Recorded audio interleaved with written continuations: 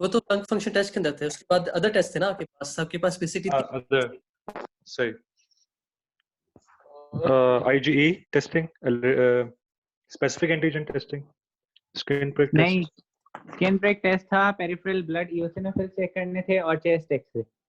हाँ ठीक है, चलो अब बोलना नहीं है क्योंकि I want someone specific to write कि चेस्ट एक्सरे में क्या नजर आएगा। अमरीन बता दे।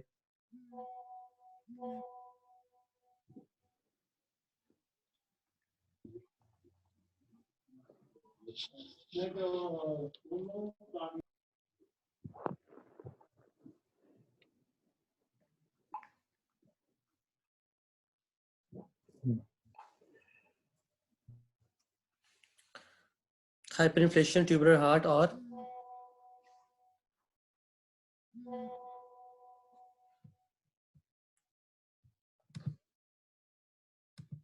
सक्लेन भी आ गया है।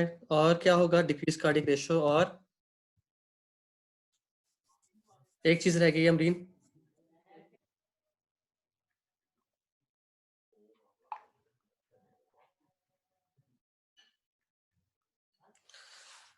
Flattening of the diaphragm, Laraib. Thank you so much. चलो लेट्स गो आगे, we have to move on.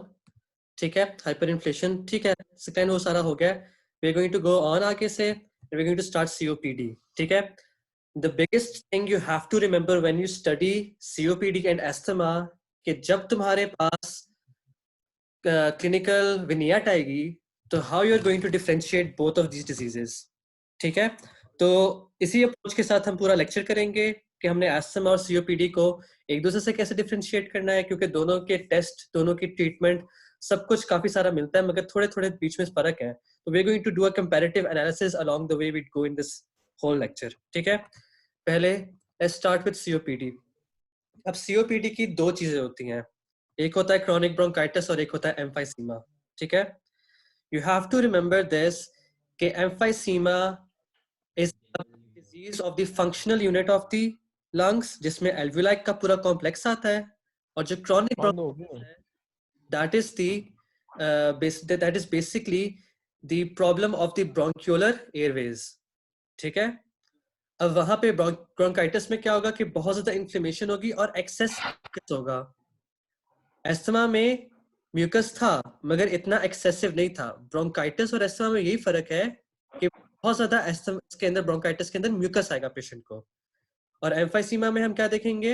Emphysema में उसकी जो सारी एयरवेज है ना, जो उसकी एल्वुलाई की जो मेम्ब्रेन्स है और सब कुछ, वो बुरे तरीके से डिसमेंटल हो चुकी होती है। ठीक है, so this is how we are going to go. अब कोई मुझे स्टूडेंट बता दे, anyone who wants to voluntarily write down in the chat box के एम्फाइसीमा की टाइप्स क्या होती हैं आगे, जो तुमने पैथोलॉजी में पढ़ी थी। I just want you to get it revised.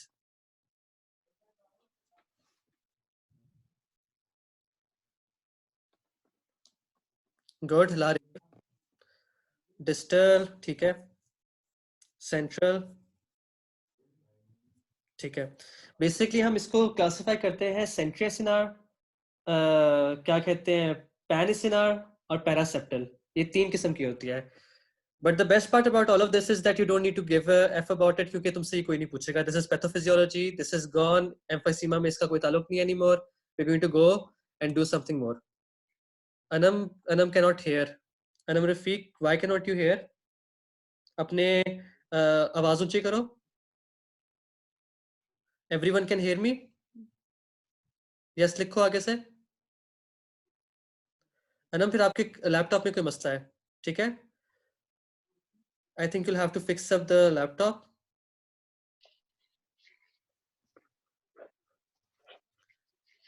Anam, can you type down K? Can you hear us or not right now?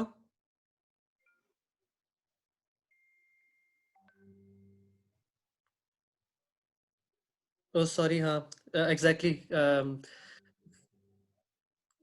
AMJ, you're gonna type whatever I say. उसको बोलो कि बाकी सबको आवाज आ रही है और ना सिर्फ अनम आपका मसला हो रहा है।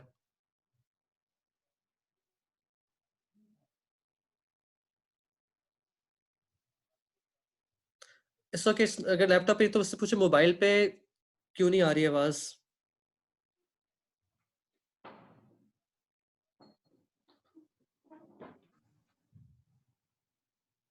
अच्छा अनम, इसको बता दो कि वी गोना गो ऑन, तो बीच में से ज्वाइन कर ले।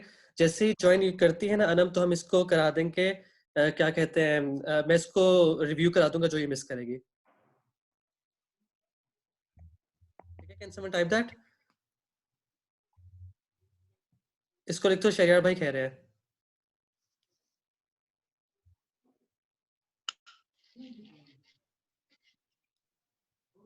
तो जहां से ज्वाइन इन करेगी ना वहां से उसको मैं कर दूंगा। सो आमना ने हमें ज्वाइन किया है।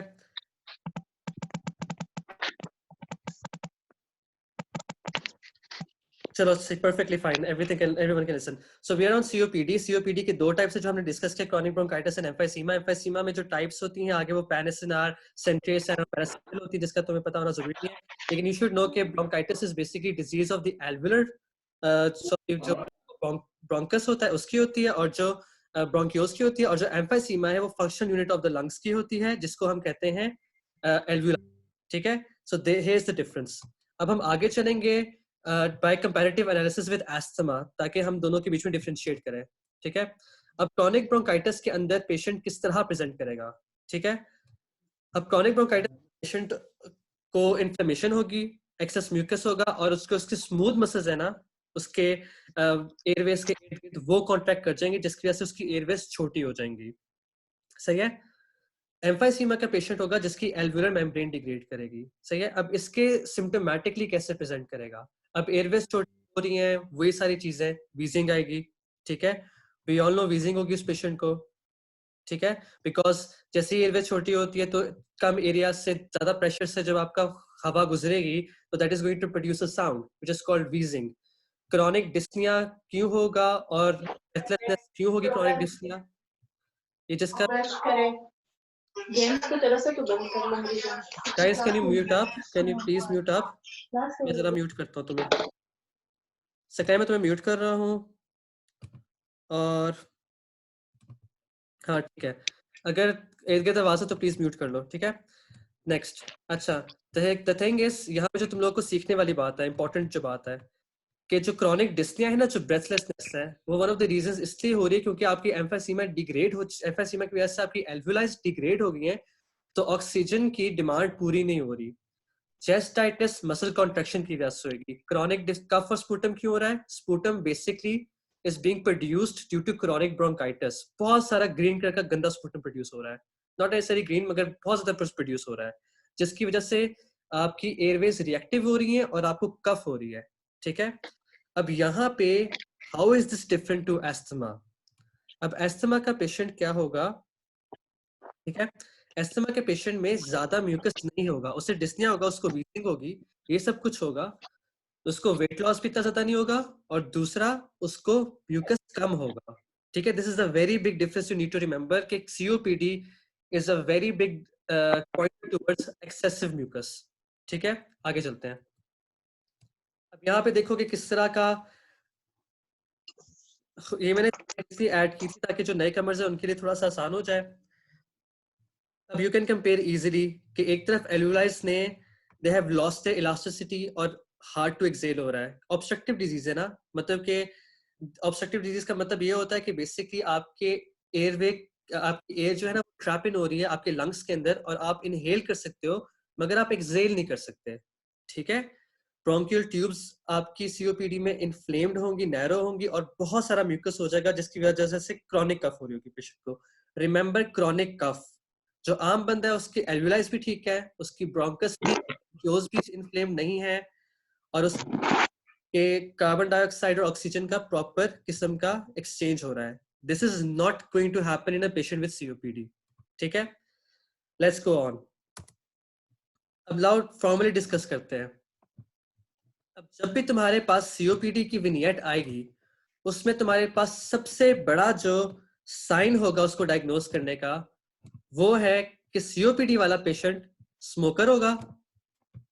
ठीक है, और जो जो सीओपीडी नहीं करता, जिसको सीओपीडी नहीं है, is obviously not, he is not going to be a smoker. ठीक है, ये वाला फर्क है सबसे ज्यादा।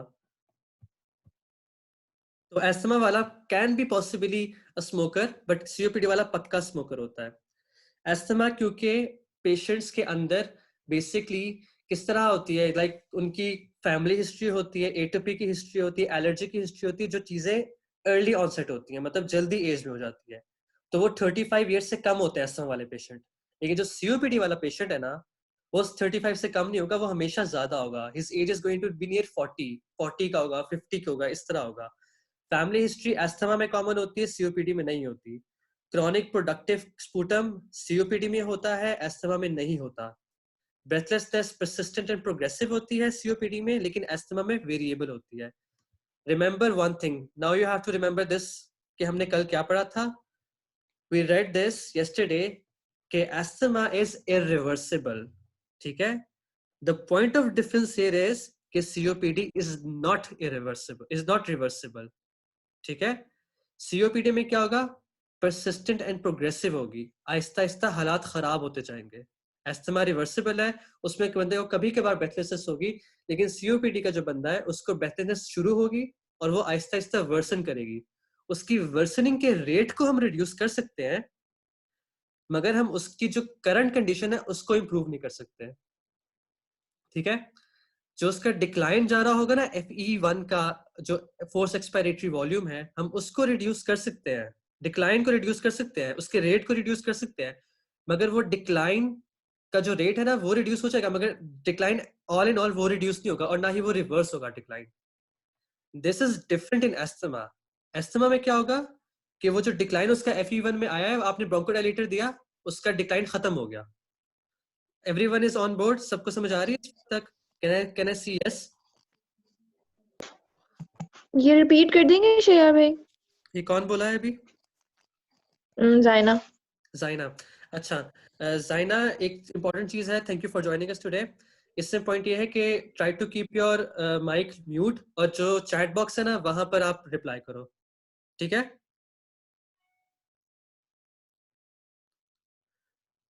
अच्छा, अब रिपीट में ये करूंगा, ये तो सारा आपने पढ़ लिया है। The only thing that I need to repeat right now is के जो एस्थमा है that is something which is reversible. एक पेशेंट के अंदर रिवर्सिबल ब्रेथलेसनेस आई है, और जो सीओपीडी है उसमें परसिस्टेंट एंड प्रोग्रेसिव है, मतलब कि उसको एक दफा उसकी ब्रेथलेसनेस स्टार्ट हुई तो उसकी ब्रेथलेसनेस वर्सन होती जाएगी आहिस्ता आहिस्ता, उसका डिक्लाइन आता जाएगा एक्सपायरेशन के अंदर, ठीक है। Line is going to be present in his state, और वो आहिस्ता, what you can do is in COPD, आप उस डिक्लाइन के रेट को स्लो कर सकते हो। एस्थमा का क्या होता है कि आप उसके अंदर उसको रिवर्स कर सकते हो, सही है। Is everyone on board? Jaina, आपको समझ आई? आई थिंक जाइना लिख दो कि इफ यू गॉटन, बस ठीक है। अब एक और चीज जो हमने कल डिस्कस की थी कि नाइट टाइम सिम्टम्स होते हैं ऐसा, में नॉक्टर्नल वीकनिंग होती है, लेकिन वो सीओपीडी में नहीं होगी, ठीक है।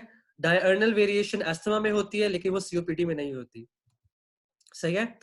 अब तुम लोगों को विनियट आएगी तो तुम लोग कर लोगे आराम से कि एस्थमा का पेशेंट आया, रिवर्सिबल होगा, ब्रोंकोडायलेटर लेगा, ठीक हो जाएगा, उसके हालात को बेहतर कर सकते हो। सीओपीडी का पेशेंट आएगा, उसको स्मोकिंग की हिस्ट्री होगी, बहुत ज्यादा स्पूटम होगा, और उसको साथ में उसकी ब्रेथनेस ठीक कभी भी नहीं हुई और वो खराब ही होती जा रही है मुसलसल, ठीक है।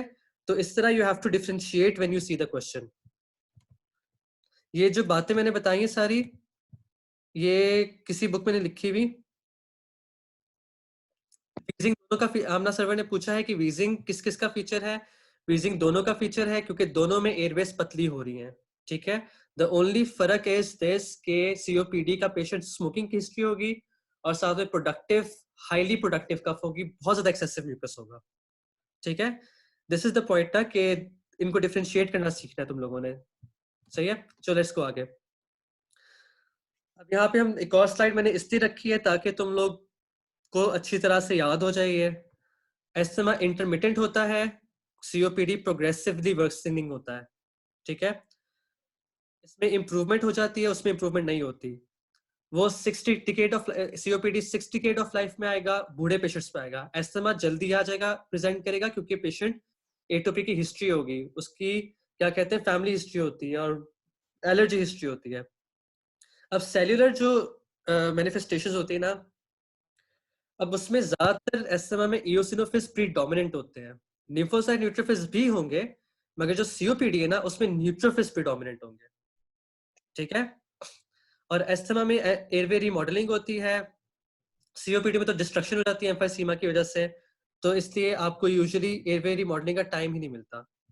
ठीक है, अब हम लोगों ने I just want to make sure कि तुम लोगों के पहले डिफरेंसेस बता दो, then we can go and discuss individually COPD, ताकि एस्थमा भी रिसेंटली पढ़ा था तो वो फ्रेश था।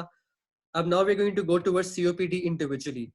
जिसने एस्थमा की वीडियोस को कंटिन्यू करना है, देखना है, वो कल वाली रिकॉर्डेड है, उसका गूगल ड्राइव पे लिंक है, मुझे मैसेज करके ले ले। ठीक है, we can not discuss asthma anymore. चलो एक और भी स्लाइड आगे, सॉरी मैं देख लूं कोई और स्लाइड तो नहीं है।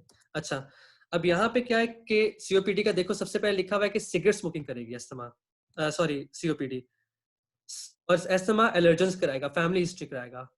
वहां पे क्या हो रहा है कि मास्टर्स को अफेक्ट कर रहा है, वो मैक्रोफेजेस को कर रहा है अफेक्ट सीओपीडी।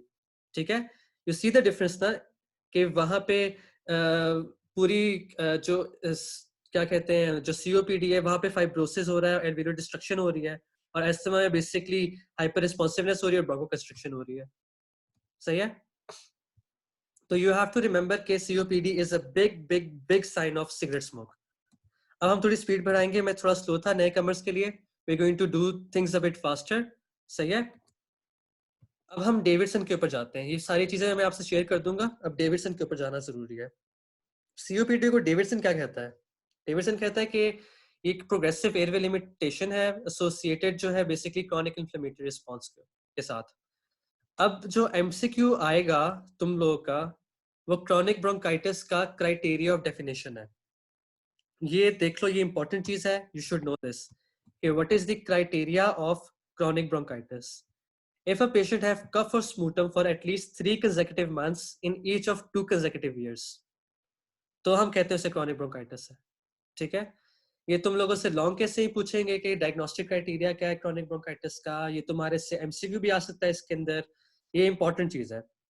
एफआईसीमा में क्या है कि एब्डोमिनल अरेंजमेंट है, एनलार्जमेंट है, एयर स्पेसेस की डिस्ट्रक्शन हो रही है वॉल्स की, ये तुमसे कोई नहीं पूछेगा। वो पूछेंगे तो क्रॉनिक ब्रोंकाइटिस क्या पूछेंगे कि इसका क्राइटेरिया क्या है। Everyone on board? Can you write yes?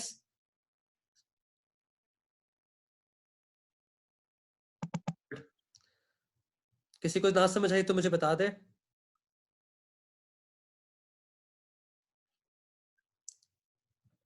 Perfect.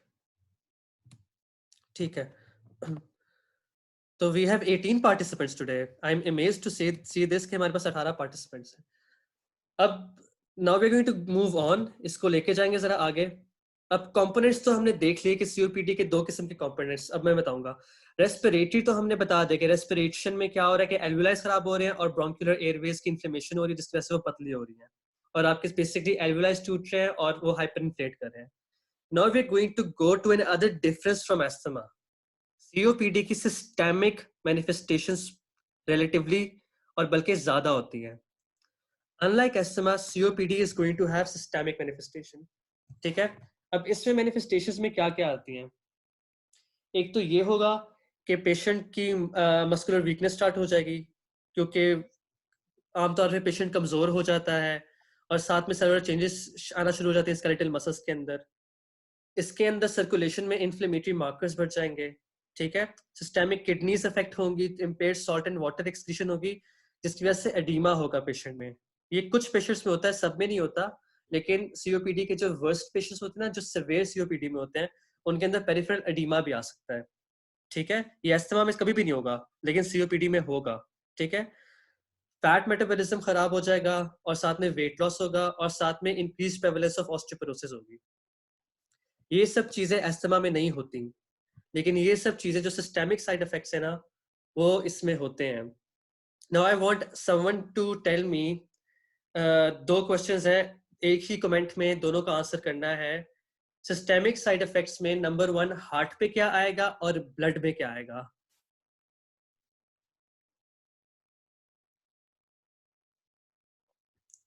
अच्छा, एमजे ने क्वेश्चन पूछा है, एस्थमा में ऑस्टियोपोरोसिस होती है। एस्थमा में ऑस्टियोपोरोसिस तब होती है जब आप पेशेंट को ग्लूकोकॉर्टिकॉइड देते हो। ठीक है, that is an indirect relationship. जब आप ग्लूकोकॉर्टिक जिसको भी दोगे ना, उसको ऑस्टियोपोरोसिस होगी। हमजा नादिर ने लिखा है हार्ट के राइट साइड हार्ट फेलियर होगा। ठीक है, राइट साइड हाइपरटेंशन होगी, हार्ट फेलियर में जाएगा, कॉर्पोरल होगी, that is the right answer. Blood का मुझे बताओ, कॉर्पोरल पल्मोनरी होगा, गुड सेकेंड, ब्लड का मुझे बताओ। अभी याद करने वाली चीज है, you have to remember this, this is very important.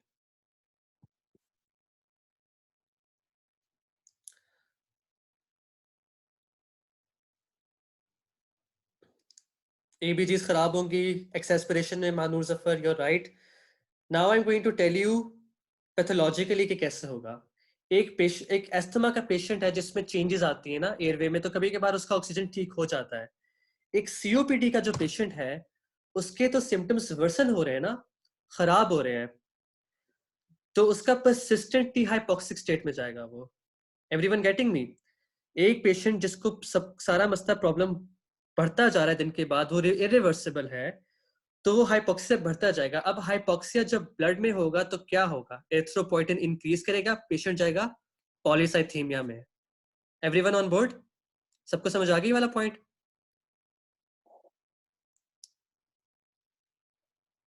तो हमने दो इंपॉर्टेंट चीजें इसकी डिस्कस की।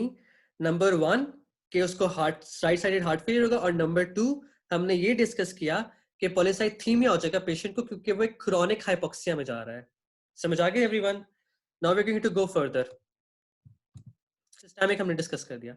अब रिस्क फैक्टर्स क्या होते हैं? इसमें बहुत सारे रिस्क फैक्टर्स लिखे हुए हैं, मैं सिर्फ इंपॉर्टेंट के बारे में बताऊंगा। जैसे हमने डिस्कस किया, tobacco smoke account for 95% cases of in the UK. ये इंपॉर्टेंट है, टोबैको स्मोक के साथ आएंगे, ठीक है। LBW, इसमें एक और इंपॉर्टेंट चीज ये है कि ऑक्यूपेशनल एक्सपोजर जैसे कोल डस्ट, सिलिका, कैडमियम है, इनके साथ भी होगा। उसमें क्या है कि और इसके अलावा LBW बच्चे जो होते हैं लो बर्थ वेट, और उसके अलावा रिकरेंट इन्फेक्शंस, ये सारे तुम एक दफा देख लो। ये 17.24 टेबल है। ये कभी तुमसे कोई पूछेगा नहीं। I just wanted to put this slide क्योंकि काफी सारे पेशेंट्स डिफरेंट रिस्क फैक्टर्स के साथ प्रेजेंट करते हैं, ठीक है। इसमें एक और चीज इंपॉर्टेंट जो तुम लोगों ने देखनी है ना, वो यहाँ पर है कि अल्फा 1 एंटीट्रिप्सिन डेफिशिएंसी, जो होस्ट फैक्टर्स के अंदर जेनेटिक फैक्टर्स लिखा हुआ है ना, ये इंपॉर्टेंट चीज है जो तुम्हें पता होनी चाहिए कि विच एड्स अप टू COPD, ठीक है। ये एक चीज है जो हमने पहली क्लास में डिस्कस की थी 3 दिन पहले। उसमें ये था कि अगर एंटीट्रिप्सिन की डेफिशिएंसी होगी तो जो न्यूट्रोफिल इलास्टेस है ना, उसकी एक्टिविटी बढ़ जाएगी, उसकी एक्टिविटी डिक्रीज कर जाएगी, और न्यूट्रोफिल ज्यादा एक्टिव हो जाएंगे और डिस्ट्रक्शन ज्यादा शुरू हो जाएगी।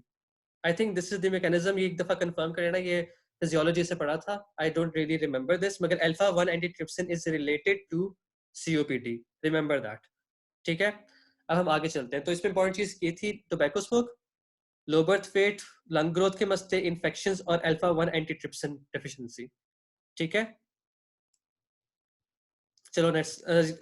हमजा कह रहा है कि मैंने सही बताया, तो जो मैंने बताया था कि बस वो ठीक है अपेरेंटली, ठीक है। आगे चलते हैं। अब क्लिनिकल फीचर्स जो हमने डिस्कस किए हैं वो क्या है? जो विनियट आएगी ना, जो क्वेश्चन आएगा, उसके अंदर वो हमेशा ये बोलेगा कि पेशेंट अबव 40 है, 55 इयर्स ऑफ एज है, 35 से ज्यादातर ऊपर होते हैं, 38 इयर्स। सुनो गाइस, एक और मसला ये है कि this meeting is going to end in 10 minutes, क्योंकि मेरा जूम का जो अकाउंट है ना, उसकी फजूल किस्म की इश्यूज शुरू हो गए कोई, ठीक है। तो I am going to generate another link, और वो मैं भेजूंगा। मैं अपना नंबर लिख रहा हूँ, मुझे यहाँ पे मैसेज कर देना जैसे ही मसला होता है, ठीक है। इस पे मुझे मैसेज करोगे तुम नंबर पे, तो फिर ना उसी वक्त मैं इस जो मुझे व्हाट्सएप करेगा ना, उन सबको मैं जो नया लिंक है ना वो बना के भेज दूंगा, and then we are going to continue, ठीक है, after 10 minutes when this is over. अच्छा, आज सारी बैड लक ही हो रही है। चलो, क्लिनिकल फीचर्स में क्या होगा? एक बूढ़ा बंदा आएगा जिसको हिस्ट्री ऑफ क्रॉनिक ब्रोंकाइटिस होगी, ब्रेथलेसनेस होगी, कफ होगी, और साथ में वो बहुत सारा स्पूटम निकालेगा, ठीक है। ये तो नॉर्मल तुम्हें आएगा क्वेश्चन के अंदर हमेशा। एक्सैस्पिरेशन के अंदर क्या आएगा? एक्सैस्पिरेशन वाले पेशेंट के अंदर हिमोप्टिसिस हो सकता है, एडीमा भी आ सकता है, मॉर्निंग हेडेक्स आएंगे, राइट साइड हार्ट फेलियर आएगा, पॉलीसाइथीमिया आएगा, पिटिंग एडीमा आएगा। ये बेसिकली ना एक्सैस्पिरेशन के साथ हिमोप्टिसिस है, और ये बाकी सारे सिम्टम्स हैं, ये क्रॉनिक पेशेंट और एक्सैस्पिरेटेड पेशेंट के अंदर प्रेजेंट कर सकते हैं। लेकिन जो मेन क्लिनिकल फीचर्स है ना, वो ये सिर्फ 5 है जो तुम्हें गाइड करेंगे कि तुमने COPD डायग्नोज करना है, ठीक है। चलो आगे चलते हैं। अब 2 चीजें तुमने याद रखनी है इसमें इंपॉर्टेंट। 2 टर्म्स यूज होती हैं, ब्लू ब्लोटर्स एंड पिंक पफर्स। इन दोनों की प्रेजेंटेशन देख लो किस तरह नजर आएंगे पेशेंट्स।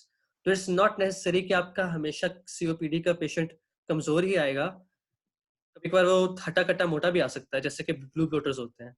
अब इन दोनों के सिम्टम्स और कॉम्प्लिकेशंस थोड़ी डिफरेंट होते हैं। सिम्टम्स बेशक ना देखो, ठीक है, इसमें बस मैं इंपॉर्टेंट चीज बताऊंगा, ये बेशक तुम लोग पढ़ लो, लेकिन जो इसमें सिर्फ इंपॉर्टेंट चीज तुम लोग को पता होनी चाहिए ना, कि जो पिंक पफर्स होते हैं ना, वो थिन और ब्रेथलेसनेस उनमें ज्यादा होती है, और ना वो normal partial pressure of carbon dioxide maintain करते हैं एक पर्टिकुलर टाइम तक, ठीक है। लेकिन ऑन द अदर हैंड जो ब्लू ब्लोटर्स होते हैं ना, वो हाइपर कैप्निया जल्दी डेवलप कर लेते हैं, और जल्दी उनके एडिमा भी हो जाता है, और जल्दी पॉलीसाइथीमिया भी डेवलप कर लेते हैं। That is the difference you have to remember, कि ब्लू ब्लोटर्स में ज्यादातर आमतौर पे पॉलीसाइथीमिया ज्यादा जल्दी आता है, हाइपर कैप्निया जल्दी आता है, एडिमा जल्दी आता है। लेकिन जो पिंक पफर्स है ना, वो थिन होंगे, ब्रेथलेस होंगे, और उनमें वो अपनी partial pressure of carbon dioxide को मेंटेन कर पाएंगे, ठीक है। You have to remember this. आगे, अच्छा, इन्वेस्टिगेशंस क्या कराएंगे? इन्वेस्टिगेशंस में देखो, चेस्ट एक्सरे कराना है, हमें पता है। अब मुझे बताओ चेस्ट एक्सरे में क्या क्या नजर आएगा, गैस करो। ऑब्स्ट्रक्टिव डिजीज है, मुझे बताएगी, क्या नाम है मुजाइना, तुम जाइना के अलावा और कौन कौन है? मैं जरा देखता हूँ किससे मैं पूछना चाहता हूँ ये सवाल। मोहम्मद हसन, आप मुझे बताएं, चैट बॉक्स में आ जाएं और लिखें।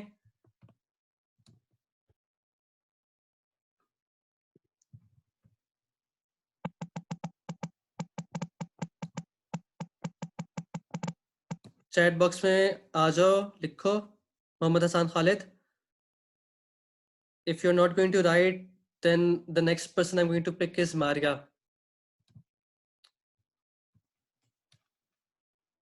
मारिया, आप मुझे बताओ कि क्या क्या आएगा उसके चेस्ट एक्सरे में।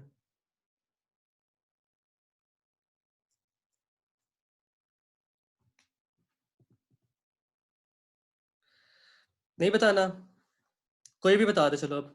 हाँ ठीक है, proximally narrowing distally dilated airways, ये एक्सरे में नजर आएगा। Are you very sure?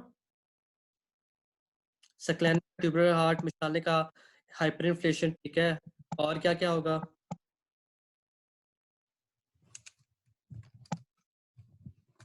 Flattening of the diaphragm, perfect. और मुझे बताओ क्या क्या आएगा? डिक्रीज सीटी रेशो, बस। और क्या चाहिए? ऑब्स्ट्रक्टिव डिजीज है, ये सब कुछ होगा, ठीक है। चेस्ट एक्सरे कराओगे, ब्लड प्रोफाइल में पॉलीसाइथीमिया आ सकता है। लंग फंक्शन टेस्ट में क्या होगा, उसकी FEV1 रिड्यूस होगी। मुझे बताओ वो कौन सी वैल्यू थी जिससे कम या ज्यादा, बता भी दो कि कम या ज्यादा क्या होता है, तो हम उसे ऑब्स्ट्रक्टिव डिजीज कहते हैं। कौन मुझे बताएगा? लेस देन 70 क्या रेशियो होती है हमजा ये?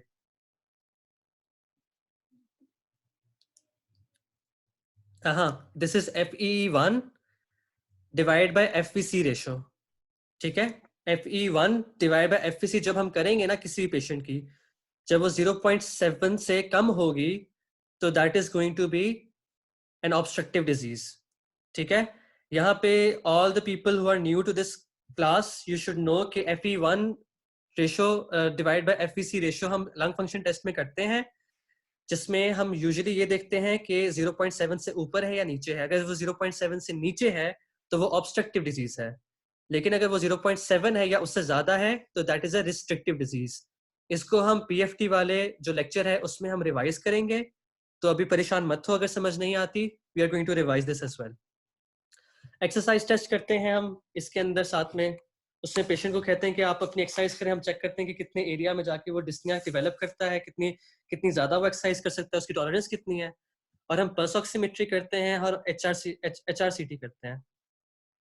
HRCT हम high resolution contrast CT scan इसलिए करते हैं क्योंकि हमने एम्फाइसीमा का एक्सटेंट देखना होता है, ठीक है। The important thing is this. अच्छा, तो सिवियरिटी ऑफ COPD, ये तुम्हारा MCQ में आएगा हमेशा, कि जो सिवियरिटी ऑफ COPD है हम उसको हमेशा डिफाइन करते हैं प्रिडिक्टिव FEV% से कंपेयर करके। जब भी कोई पेशेंट आता है ना, तो उसके बॉडी वेट और उसकी जनरल वेलबींग के मुताबिक उसकी एक प्रिडिक्टेड FEV रेशियो होती है, FEV परसेंट होती है, ठीक है। उस FEV परसेंट से हम कंपेयर करते हैं जो उस साइज के और उस एज के पेशेंट के साथ होने चाहिए, and then we find out कि ये वाला पेशेंट किस हद तक कॉम्प्रोमाइज्ड है, ठीक है। So this is how we diagnosed. Investigation में हमने पढ़ी हैं टोटल 6, जिसमें से ये MCQ इंपॉर्टेंट है तुम लोगों के लिए कि सेवेरिटी हम कैसे देखते हैं, ठीक है। FEV परसेंट प्रेडिक्शन से देखते हैं हम, ठीक है। तो हम इनकी डिटेल्स में जाते हैं इन्वेस्टिगेशन में। अब आप एक्सरे देखो, how does this x-ray look. एक नॉर्मल बंदे का एक्सरे इसमें क्या नजर आ रहा है, ये मैंने नए कमर्स की डाला है। Flattening of the diaphragm, tubular heart की शेप देखो बिल्कुल ट्यूबुल जैसा है, एक्सपेंडेड है पूरी थोरेसिक कैविटी, ठीक है। सारी नॉर्मल मार्किंग्स आमतौर पे जो होती हैं वो अवेलेबल नहीं है, नजर नहीं आ रही, ठीक है। तो ये सारी चीजें आपने एक्सरे देखते ही करना है। ये एक्सरे आपका ऑस्पी में आएगा, रिमेंबर दिस, ये COPD का एक्सरे है, याद कर लो कि हार्ट किस तरह का है, फ्लैटनिंग ऑफ द डायाफ्राम है, CT रेशियो खराब हुई हुई है। You should remember this very well. आमना क्या चीज रिपीट करूं?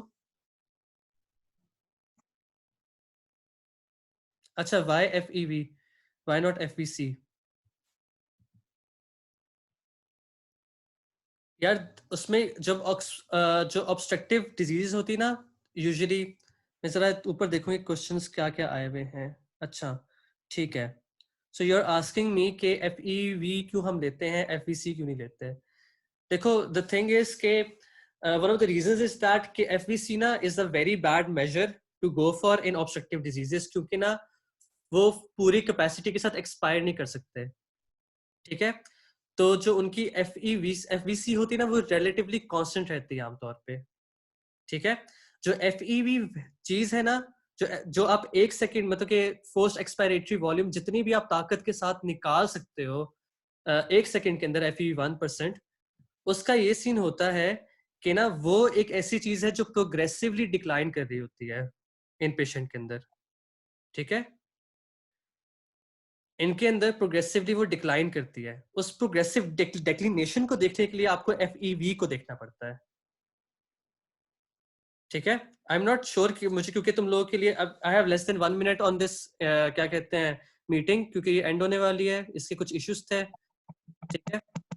अच्छा, तो ये मैं इसके फौरन बाद मुझे मैसेज कर देना, मैं इसके फौरन बाद नया लिंक जनरेट करूंगा और फिर हम we going to start again, सही है। सेवेरिटी वाली चीज में ये है कि सेवेरिटी ऑफ COPD के बंदे में कितनी वो सेवेयर COPD को हम इस तरह देखते हैं कि जो उसकी FEV जो प्रिडिक्टेड होगी ना, उसके एज के लिए, उसके वेट के लिए, उसकी साइज के लिए, हम उससे कंपेयर करके देखते हैं कि उसकी करंट FEV कितनी ज्यादा खराब हुई हुई है, ठीक है। कंपैरेटिव एनालिसिस है,